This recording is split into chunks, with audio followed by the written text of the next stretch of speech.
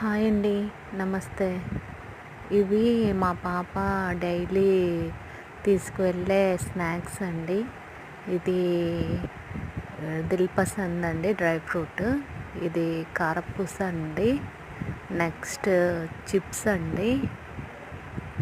Chips టేస్టీగా ఉంటాయండి, బాగా లోకల్గా ఎప్పటికప్పుడు చేస్తుంటారు.